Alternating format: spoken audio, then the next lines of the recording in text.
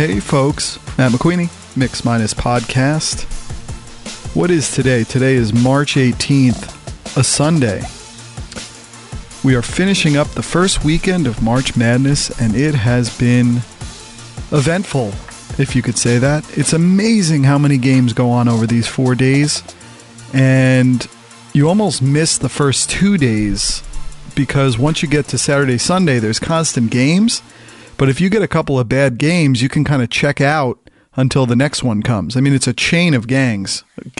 What am I talking about? It's a chain of games. But if there's a bad one, you can really watch other things. And I've been watching a bunch of other things. I've been watching some NBA. I was watching golf. I actually kept YouTube TV. I talked about how I wasn't going to keep it, but I ended up keeping it on top of cable. So I'm probably the worst consumer you can have because now I'm just a sucker for everybody. But I'll tell you why I kept it. It's because I wanted to just have my own TV experience, and I love how YouTube TV looks. I just love how it looks, and it's just a perfectly assembled application, a digital first application that shows me the TV I already have, yes, but it's not good TV. It's cable TV. And again, the only thing that cable TV has over YouTube TV for me is SNY and the Mets. And we'll see. We'll see how this goes because maybe SNY eventually comes to YouTube TV and it ends up being a really good solution and one which I can go all in on. Because I have kept YouTube TV, again, almost as my personal unlimited DVR and as my way to just watch regular television personally in the mobile experience. It's how I almost prefer to watch TV. But even with all the March Madness, which is all available now on YouTube TV because they signed the agreements with the remaining channels, all the weird channels that show this tournament.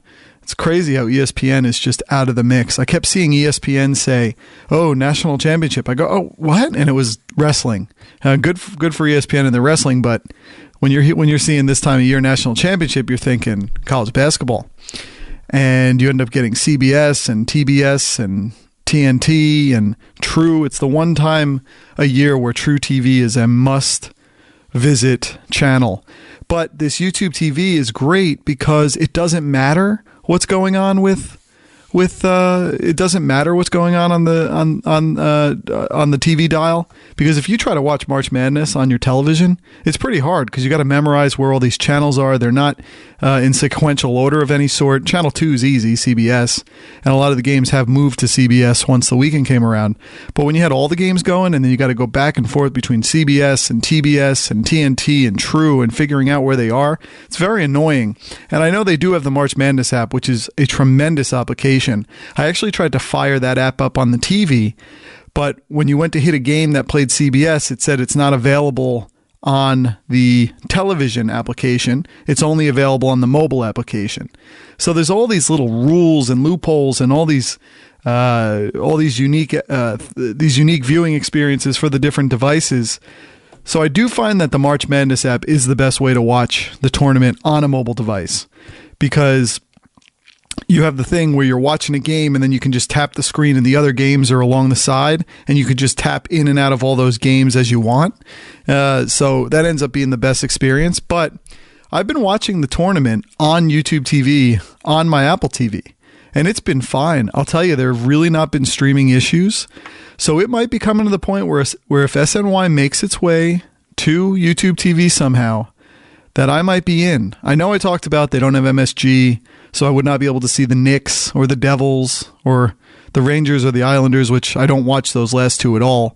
I would watch the Devils a bit, but I mostly start to watch the Devils when they make it to the playoffs, and then I become, much as I do for March Madness, I become an expert. I know everything.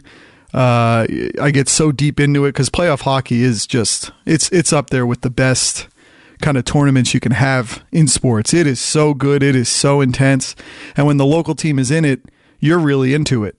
When the other teams are playing, even in the playoffs, I don't really care. But if the Devils are in it, I am in. I remember in 2012 when they went to the Stanley Cup Finals against the Kings, I was so into that playoff. I became such a big fan. And then the next season comes around and you're just not watching again.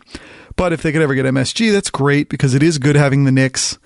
But I think YouTube TV might get there because they have the heft. They have the importance in the market. They have the money to subsidize to a degree because you understand they don't have them because it would make it prohibitive monetarily. There's a reason we pay $70, $80 a month at a base to get all this stuff here on cable. It's because all of those, all of the deals to get those channels end up driving the cost up that much where you as the consumer have to pay to get that. So YouTube TV is able to work out the deal where they have a majority of channels, maybe 60, a lot of sports, really good national footprint with the sports stuff, with the ESPN, with the FS1, and with some of the regional sports networks like Yes is on mine. But it's when you start to aggregate and accumulate more channels, the price has to go up, just as it did a couple of days ago when it jumped from $35 a month to $40 a month. But even at $40, it's not terrible. $40 is kind of the good zone, the preferable zone for these services, because $40 is a good amount of money, but it's half of most cable, and it feels good enough where you can pay it, and you're kind of you're in the ballpark of what you're looking for, and as long as the experience is great, as it has been on YouTube TV, then you kind of go with it. So if they ever got that, as much as I said, look, we're all in a fluid situation here. As much as I said I'm keeping cable, that's only month to month. If YouTube TV continues to separate itself, I could drop cable at some point because it is great. It really is. You open it up and you're just like, bam, bam, you're going through channels. You can record everything from all these places concurrently and watch concurrently. I mean, it is just where you want television to be. It's where you want it all to be. And so I've been into it. I've been really, really into it. I've been watching it. And the tournament's been really good. It's been what you expect it to be. When you have so many games out there, there's so much raw material hitting these 4 days that there's always going to be drama. It's just going to be a tremendous tournament to watch. Something that's been dramatic, we've just had an insane amount of snowstorms of late and just huge numbers of accumulations of snow, inches in our towns here in northern New Jersey. And I live in the mountains in the northwestern part of the state. So the accumulations tend to be higher than in other parts of the state. But even the town I grew up in, Mahwah, is very similar where they can get a lot of snow. But we've been getting so much snow. It's almost like winter is making a late game comeback. It's having its own March Madness because we've had a pretty quiet winter in terms of snow this year. Below average, I would say, and that's good for us. That's the one time where below average is good. But then March came and it's like, no. We got to get something going here. We're not going to go out like a lamb. We're going to stay like a lion here. And it's just been out of control. And I'll tell you, 2 weeks ago from this past Friday, I talked about when I went to Atlantic City and how going to Atlantic City meant that I was away from home. And so if a snowstorm hit on a normal day where I was just commuting to and from work, on that Friday, with the snow accumulations projected, I never would have left home to go to work that day. It would have been a day where I just right into work. I say, I'm going to work from home today, and I would get my work done there, and I would do the kind of shoveling I need to do throughout the day. Although props to my neighbor down the road. On some of these storms, he has come around and plowed my driveway 2 and 3 times. It's been unbelievable. I saw the neighbor across the street, a little younger than I am, just moved in the past half year, and he was out there with his snowblower, because when you get snow accumulations that are a foot and a half, 18 inches, you absolutely have to do 2 or 3 runs with the snowblower, because if you let it accumulate all the way, that snowblower is going to be fighting in quicksand. So even though you have the snowblower, you have to kind of do the Pyrrhic thing of going through, pushing the snow while the snow is coming down intensely.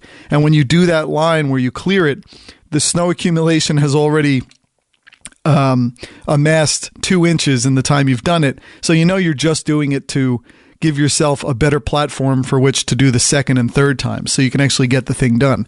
But I felt bad because he was out there doing it, and I was ready to do it. But this neighbor came to my, he came to my rescue, and I had actually put on my snow stuff to go out the one day, and he had cleared my driveway for me by the time I got out there. It was just very nice guy. But 2 weeks ago, I would have called in, but I was in Atlantic City.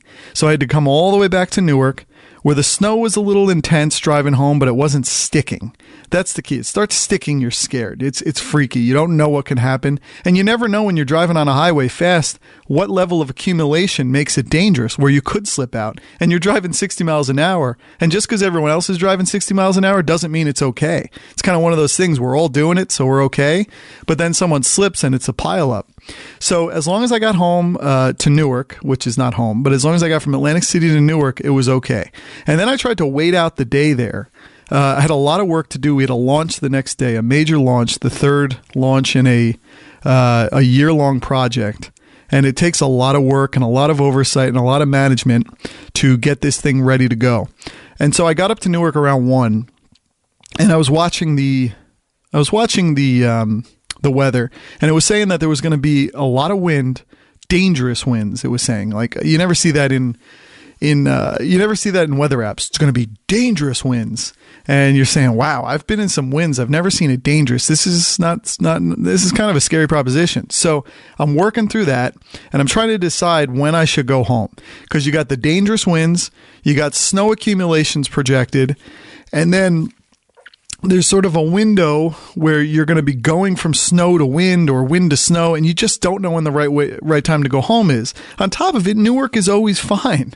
For me, it's below sea level. It's always fine. And so it's very hard to assess how you should go home, when you should go home. You're an hour from home. So if my wife calls and says it's starting to snow, then I'm in trouble, because even if I leave right then, it's an hour later before I'm coming into contact with that area, which has had an hour of snow at that point, which is what she's saying. And if you head out there at the wrong time, you're really screwed. The best thing to do is always to wait out until a storm is basically going to be dissipating and ending, because that's when the trucks come through. That's when the salters, that's when the plows come through. And then it's like having a fullback with wide daylight heading into the end zone. But if you don't have that, if you go out at a time when there's a full blitz and a rush coming at the quarterback and there is no fullback, you're going to get the ball handed off to you, and you're going to get sacked in the backfield. You might get injured. And so you run into this kind of quandary, this decision of, what do I do? How do I handle my day? And so I just kind of sloughed it off. I let the day continue to go. I had so much work to do. I got caught up in the work. And then at a certain point, it was 6 o'clock, and I thought I better get home. And the weather apps were like, yeah, it's not really snowing. So I was kind of believing that. And then Melanie's like, no, it's been snowing here the whole day. And I went, okay. So I'm going to head home at 6 o'clock. And I get a little anxious. I don't get anxious about much, but weather gets me anxious. And we could say it's because I drive a Toyota Prius, and everyone can make fun of that. But it's not that. It's a perilous journey home for me from Newark, from below sea level to 1,400 feet above sea level. It's a perilous journey, and one which has many weather patterns and has many roadblocks and obstacles along the way where things can go wrong. So I start driving home, and I'm thinking to myself, boy, it's kind of snowing hard. Now, nothing's sticking because it's saying it's 37 degrees, so nothing's really sticking, but it's really snowing. And I'm moving along, and the first thing you do when you're leaving Newark heading out west, you go up this enormous hill on Route 280. Enormous. Like, I remember when I had a Prius for the first time, I was like, I don't think I could keep this car, because this hill has such an incline that I feel like I'm pushing this thing like a go-kart up a hill. And you get used to that, and you understand the push that's needed to get to it, and it kind of all becomes normalized. But I'm doing that. I'm like, man, this just doesn't feel right. The snow is just piling down. Again, it's not sticking, but it's not feeling right. And then as I go, it's still not sticking, but the snow is just whiteout conditions. The wind is taking this snow and whipping it around in such a way that you can't even see a car or two in front of you. And so I'm going. And again, I've been away from home for 3 days at this point, or 2 days, but 2 nights.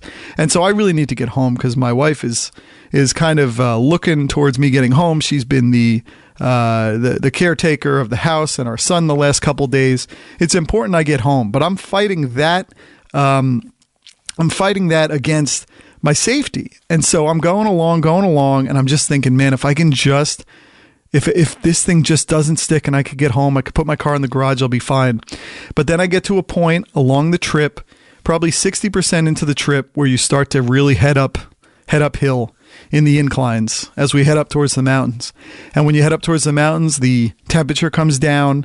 The snow is still coming down, but now that it has the platform to stick, because this temperature is hitting 33, 34, 32, it was sticking fast, and it was rising up. And so I'm going on this highway, everyone's driving 60, and I'm like, oh my God. Now the base that I'm driving on feels a little scary and perilous. And then the snow is whipping around in such a way that I don't think I'm going to safely get home, because even after this point, I have to get to Route 15, which is a straight uphill climb. Then I got to get into my town of Sparta, and then I have to go up the final, it's almost like a roller coaster, the final ascent, which is Glen Road, as you head to the very top of the mountain. And I live in a neighborhood called the Summit, and it's called that for a reason. So I'm not going to make it there if I'm already having trouble. And so I took the hit, but I turned off the highway at the Rockaway Mall, which is just before you would turn onto Route 15. And I said, I got to wait this out. And I turned off, and I called Melanie, and I said, I can't go forward. I'm really sorry. And she got angry at me for putting myself in this position. But I said, there's nothing I could do about it right now. I'm sorry. What am I going to do? I got to be safe. Yes, the coulda, woulda, shouldas. I should have left 6 hours ago. I should have done this. I never felt good about the position I was in. Again, on a normal day, I never would have left for work. But I was in a position where I had no choice. And so I pulled off, and she was not happy, but then she sort of came around to the fact that, what am I going to do? So she had to put our son to bed, and then she said, maybe you just got to get yourself something to eat. Then I called home, and I called my dad, and I talked to my mom, and my dad is Mr. Safe, and he said, why don't you get a hotel? And now I'm just like, this is ridiculous. I've been away for 2 nights. I am 18 to 20 minutes away from home, and I'm going to get a hotel. And now the power had been knocked out of a lot of people's homes because of these dangerously high winds. So there are refugees all around here. If you use the word, I'm not using it lightly, but power refugees, right? Where they got to get into hotels because they have no power at home and the temperature is so cold and you don't have electricity. And just for your very safety, you got to get into hotels where it's warm. You can get a nice bed. You get if you call it a nice, you know what I mean? It just keeps you warm. And it keeps you out of your house. It keeps you with electricity. It's just a good choice. And I'm sitting here 20 minutes from home, caught in a snowstorm, thinking about the Hilton Garden Inn in Rockaway. And I'm seated in my car, in my Prius, behind the Olive Garden there at the Rockaway Mall. And I'll tell you what, the snow was not abating. It was coming harder and stronger. The wind was out of control. It was hooking icicles to my car, basically, in the time I was sitting there. If I opened my door, it was just... the wind was bowling it shut. And I'm like, where the hell am I right now? I had just read the article on the guy who went out, great New Yorker article. It'll take an hour and a half of your time, but the guy went from one side of the South Pole to the other, basically. And I'm like, wow, this is kind of feeling like that, even though in theory it's really probably 50 or 60 degrees warmer, as crazy as that is. But I'm sitting there up against the expectations of my family who want me to get home, up against the feeling inside that something's just not right. And I was almost at the point where I was going to commit to the Hilton Garden Inn. I had an opening, and I said to myself, all right, I just got to do this. I got to take the hit. I was like, wait, maybe I could go see Black Panther at the theater here. Things will be okay then.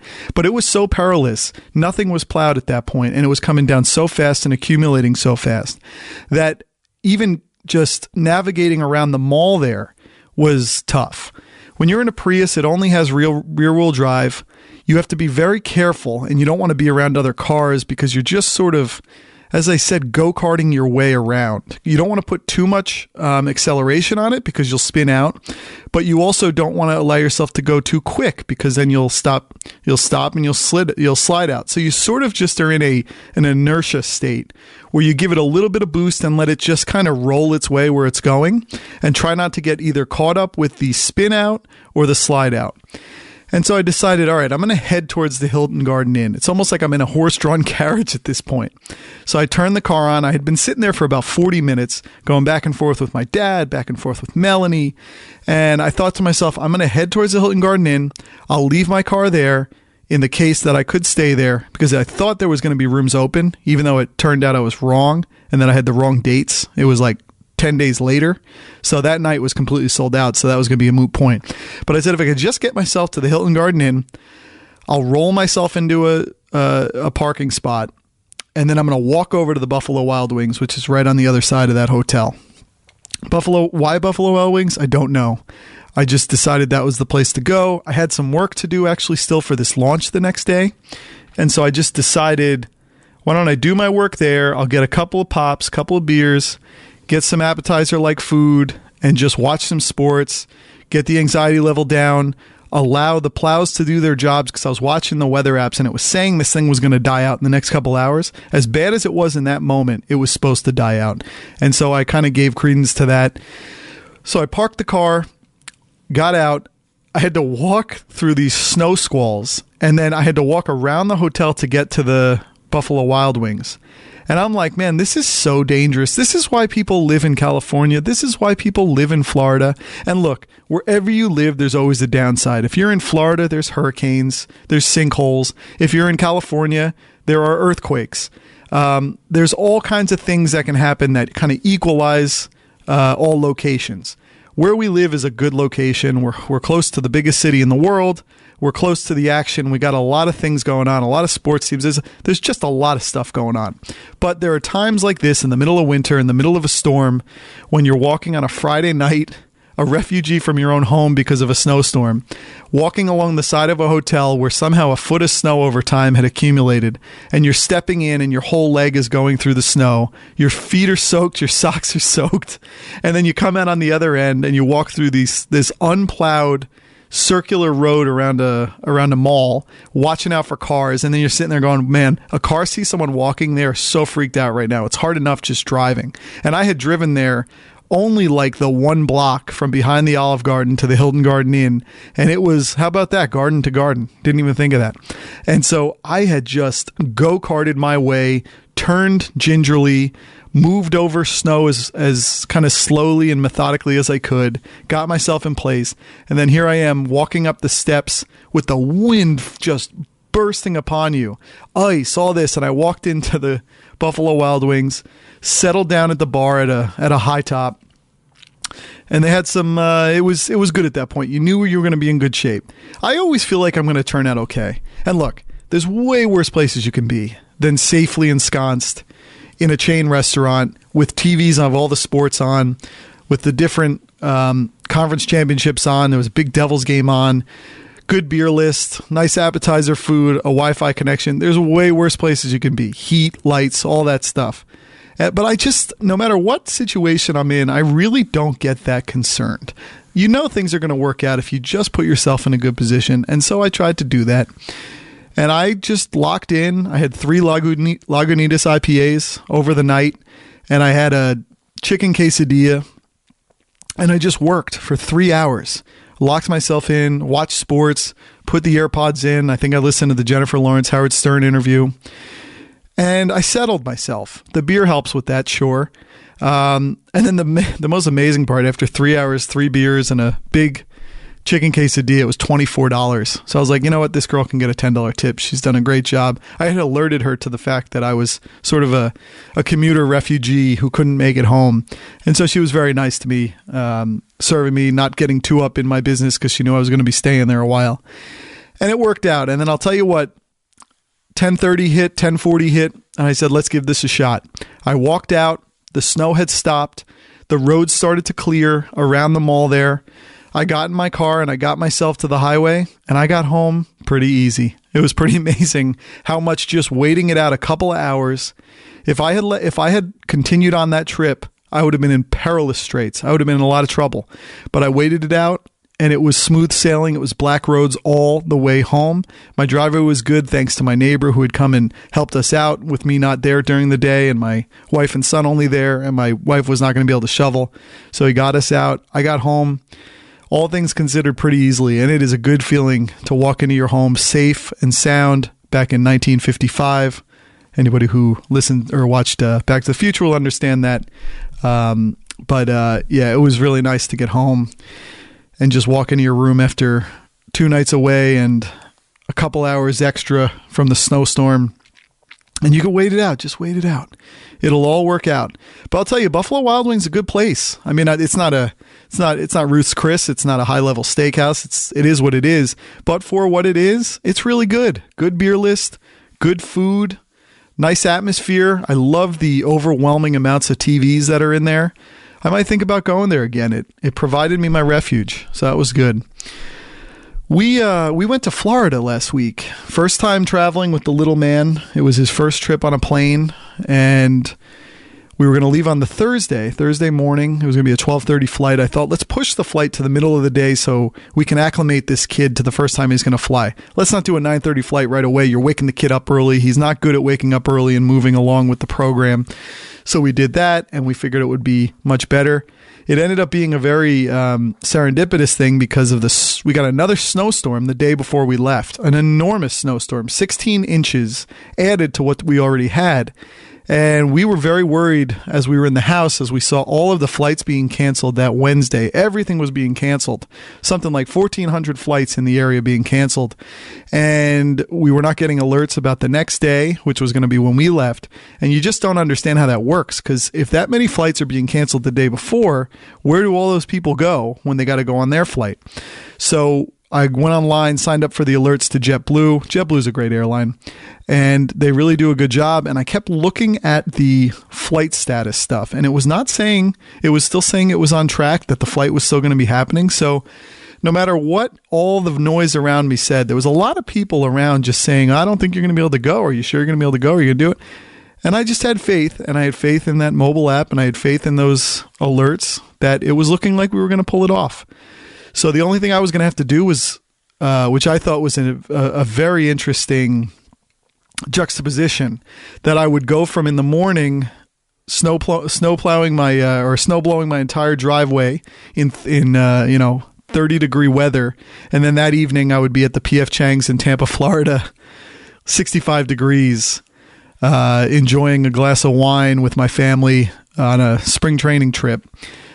Real interesting juxtaposition there, and it did end up coming to fruition. We did end up making it. We were about an hour late on takeoff, and our son did really well. And it was hard because this terminal was loaded with people. All the people who wanted to leave from the day before, all of the backups, everything was running a little late. Ours ended up being an hour late. Not that bad, but I now know why people try not to travel with toddlers.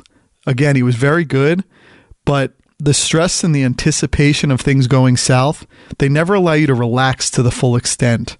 But JetBlue was very good. They have free Wi-Fi on board for rewards members, and the Wi-Fi was up to like 15 megs on the download, which is really good. I mean, I only get 5 more on my Wi-Fi plan, and that gives you a lot of streaming capabilities. They got the DirecTV still on the seats, which was great, and they got Sirius XM as your audio option. And I loved the fresh brewed Dunkin' Donuts coffee on board, quote unquote fresh brewed. That was good. I had enough coffee that day, but I said, hey, you know what? We're on the plane. We're headed to Florida. I can live a little. So I got my nice little small Dunkin' Donuts and enjoyed that. On the way down, we had 2 seats next to each other and one behind the one window seat. And so with all my wife had been going through, she has a lot of anxiety and getting to the airport and making this work and flying with the little guy for the first time. I said, I'll sit with him. But, I got him set up with Daniel Tiger. I got him set up on the iPad with downloaded content, with the Wi-Fi content that you can get through there. But it's tough because you're always waiting for them to break out. And it's only a 2.5-hour flight, but you're just waiting for the kid to burst. Because one thing you learn when you have a toddler, they go from perfectly fine to flipping crazy in the span of a couple seconds, and everything can be fine and then it's over. So you put them in place to do what they want to do, and then you start doing something you want to do. And sometimes that's what sets them off. They don't like that you're doing your own thing, even though they're doing their own thing, and they just flip out. He was very good on the way down, though. Not as good on the way back because he didn't nap at all on the trip, which was a little worrisome. But it was an adjustment for me because when I would go on these spring training trips, and in life in general, I was always the kind of person who would just binge things. So that could be binge watching television shows, movies, or reading. Whenever I would go on vacation on these spring training trips, I would get a couple books and bring them with me, and I would finish them. I would read them from morning until night, except for the times where you're in conversation. You maybe go to the happy hour at the Embassy Suites, you go to dinner, have nice conversation back and forth there, and then maybe at night you're not that into reading. But I would read all the time, and you were able to. You were left to your own. You were on vacation. But now you're at the beck and call of a toddler. You're at the beck and call of a wife. And it's not as easy. It was easier with just a wife, but I didn't get any reading done on this trip. None whatsoever. I maybe read a thing here or there when I would go to the bathroom in the morning. I don't like going to the bathroom in the hotel room. I never liked that. I always like going down to the lobby or something. So I maybe get an article or two there, but no reading. None. It's such an unbelievable turn of events. I didn't work out once on the trip. That was something I would always do. There's something about the feeling of working out in Florida that's nice, maybe even running outside. But the funny thing is I did get my steps. I would get over 10,000 steps every day naturally. And so I figure that counts.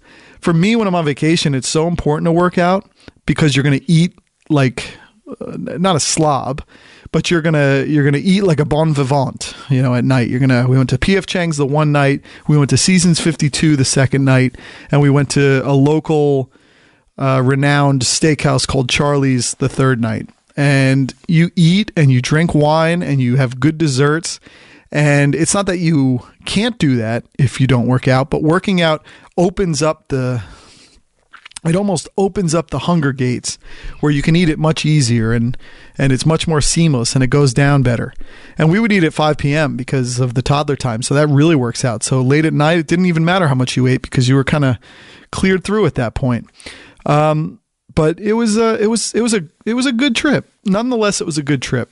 We went to see the Mets play the Tigers in Lakeland, Florida, which is about 40 minutes inland from Tampa, in the middle of the state, basically. And they're on their own now because down the road, the Cleveland Indians used to be in Winter Haven, but they have since gone to Arizona.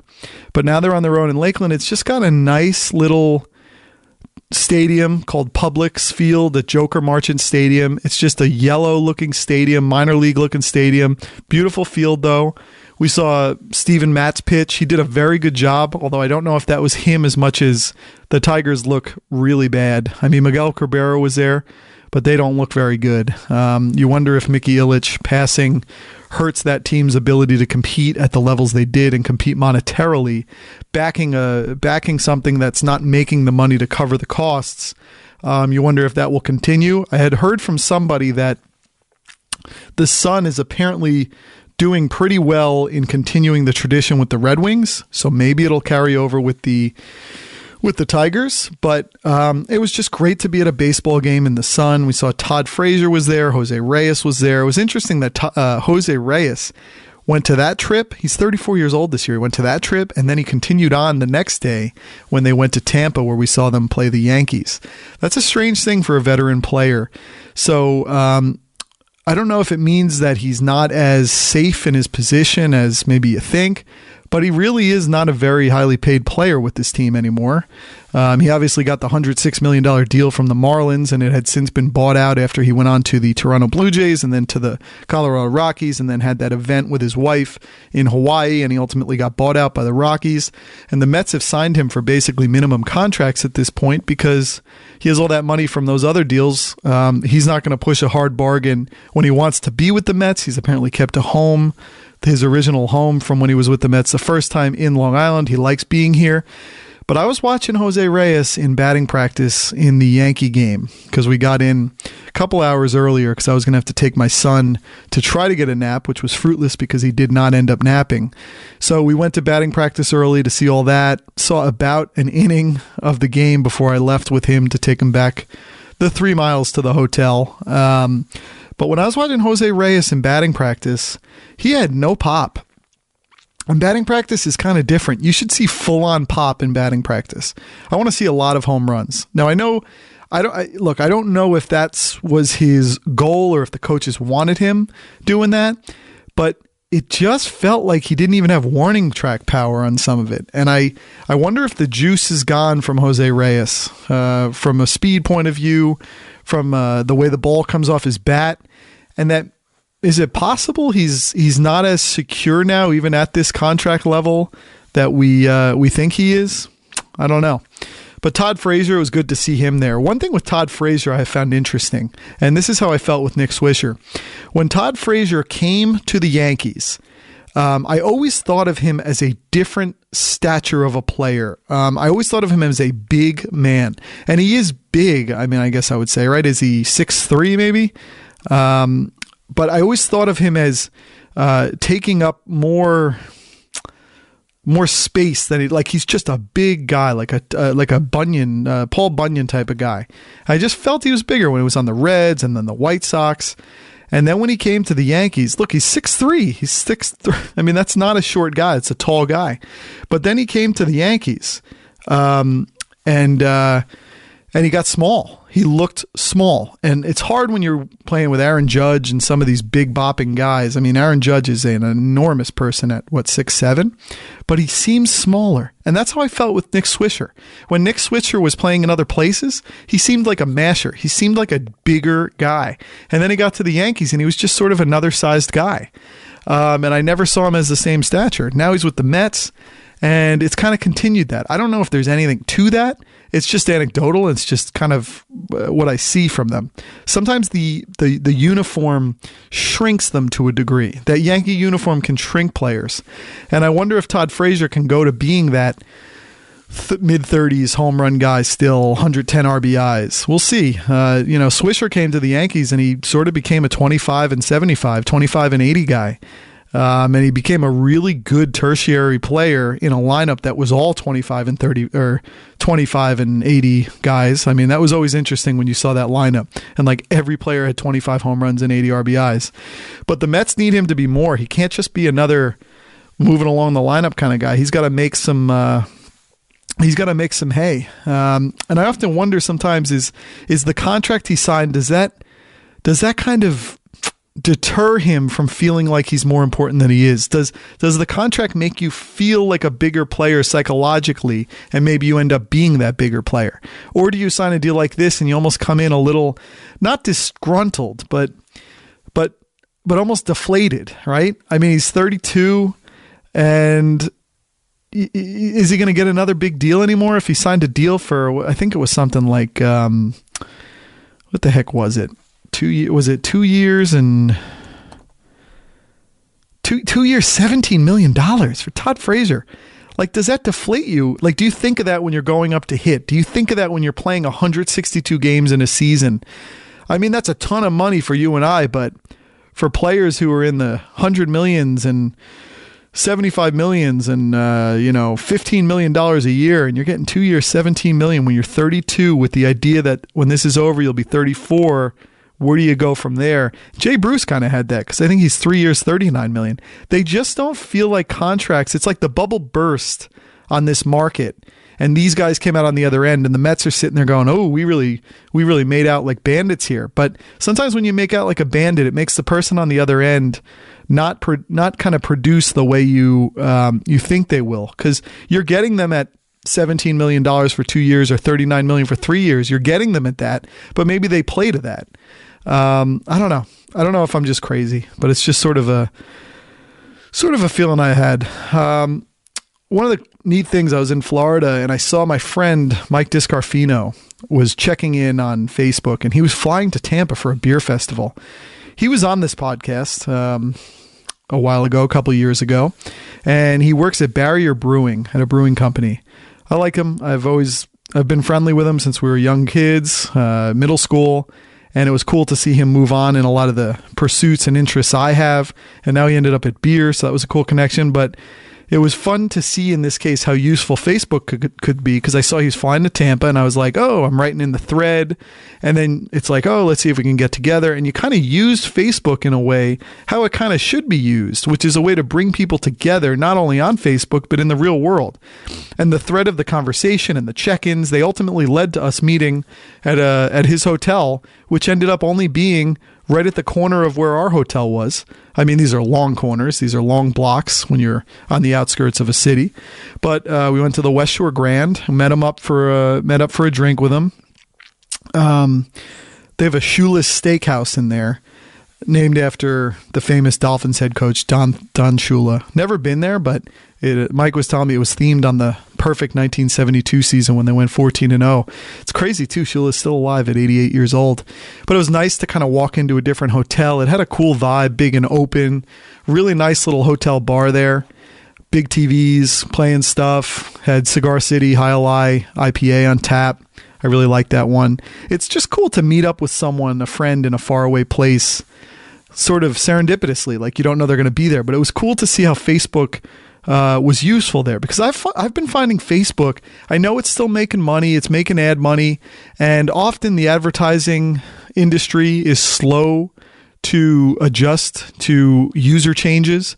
But I think it's winning there. It's sort of like how Microsoft has kind of been a dead company since 2000, but they've continued to make money because once you're an incumbent and you're firmly in place as someone who can provide a service, it almost doesn't matter what's going on in the company until that service finally runs its course. But Facebook's in that. I don't see any action on Facebook anymore, and I don't know if it's because people aren't using it the same, or I don't know if it's because the algorithms are being too smart and too cute and not showing me what other people are doing. I mean, I'm in this one, I feel like it's become a Facebook groups thing, like closed groups. I'm in this one group on basketball. It's called the Basketball Barbershop, and it's a very good group. But because I will comment in there every so often, it's all I see is things from this group. I never see what any friends are doing anymore. I never see what any outside people who aren't in this group are doing anymore. And I don't know if that's because people are pulling off the platform or because the algorithm is thinking I'm not into what those people are serving up. But I think that's a problem. I mean, we saw what happened with Facebook in the election. It was really the preeminent problem in how outside interests were able to mold conversations and mold voter preferences. But I don't know. It's sort of reaching a point. I still have its stock and it's doing very well. It's up a lot of percentage points on when I bought it, and the advertising is still well. The targeting's amazing. But at some point you might be targeting a group of people who gave all that information at one time but aren't active on the platform anymore. And people still check it all the time. I think people lurk. I don't know if people are sharing as much. But I don't know. I have felt really weird about Facebook, but I did see it work out here, and it really worked out in a very good way in being able to align and set a couple of people up to meet in a faraway city. We went to Waffle House every morning, of course. Love that place. Southern charm. Get the big waffle, get the all-star special with the eggs, the grits, although I like hash browns better than the grits, the raisin toast. Oh, so good. You overeat, but it doesn't matter. You get your steps in. We ended up leaving early Sunday morning. My dad left at 4 a.m. He always does that. He's got to leave earlier, but it was daylight savings, so you got like no sleep.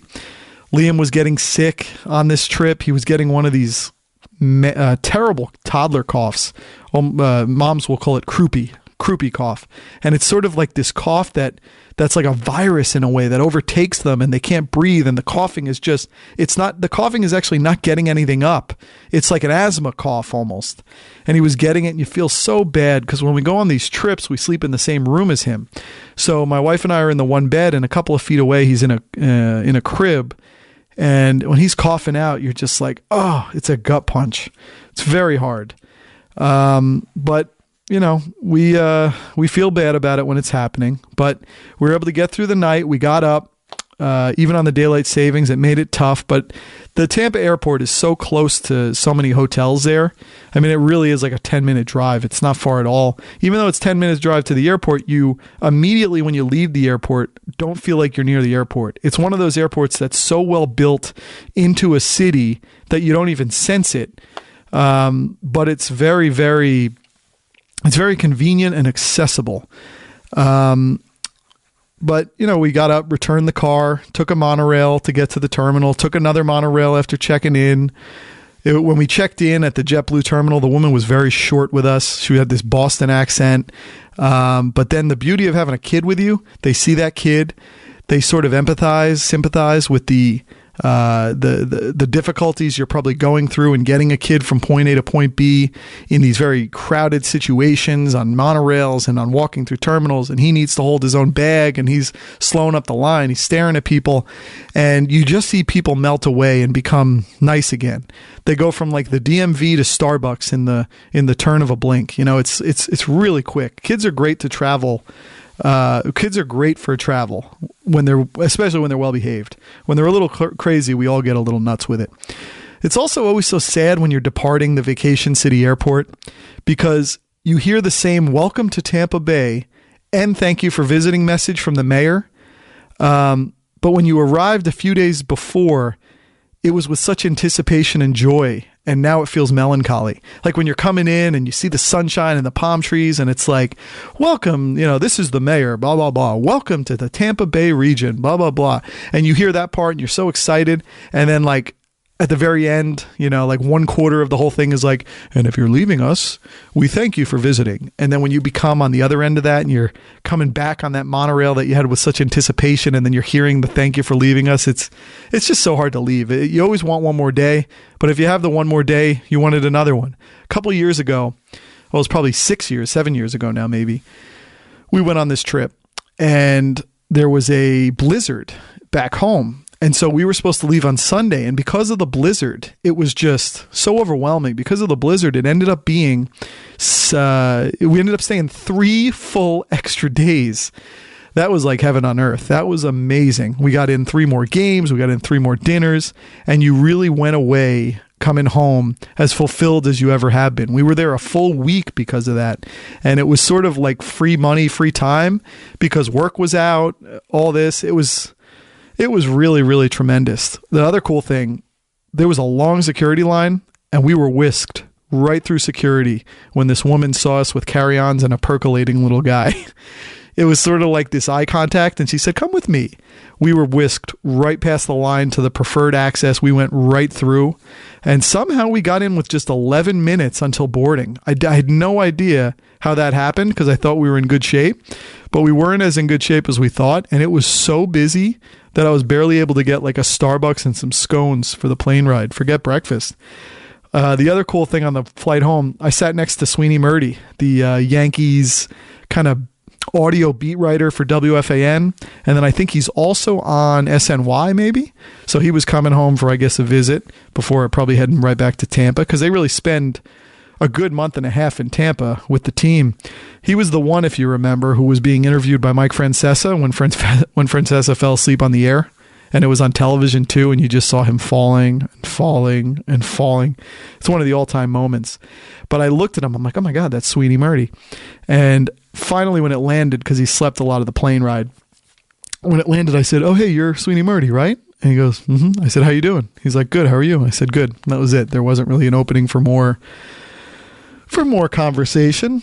Final thing, I had a meeting this week in New York City at a major international public relations firm. So this is obviously once we got home, and there's a project going on where our company is being enlisted by one of the major PR firms to be a subcontractor.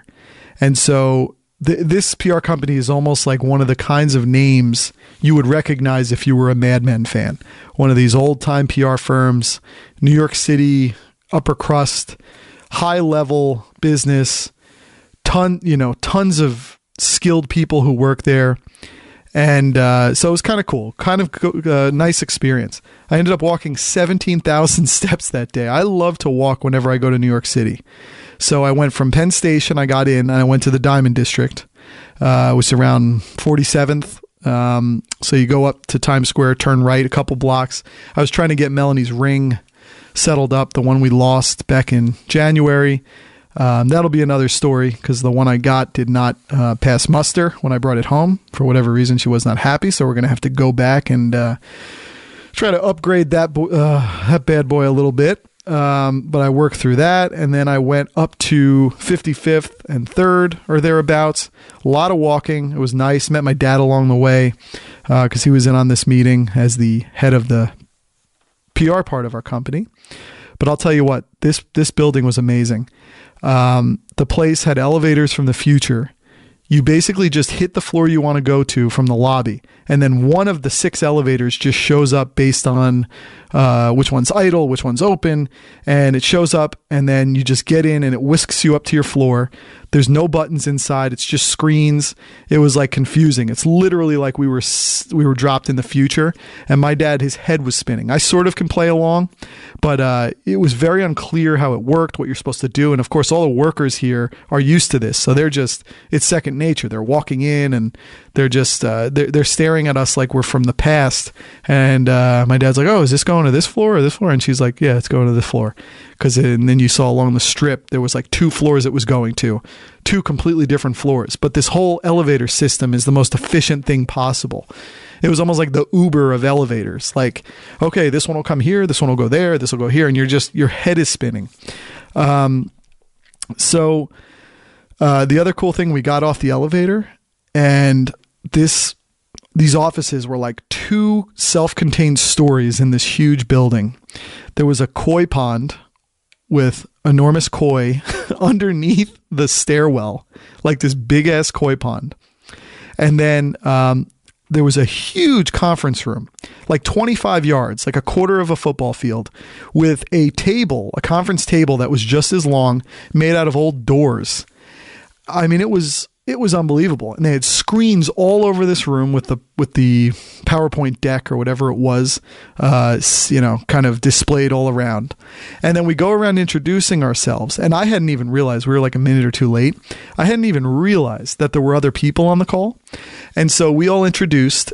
And then all of a sudden, the guy who's leading the meeting goes, okay, would the Baltimore and Washington, D.C. teams please pipe in and let us know?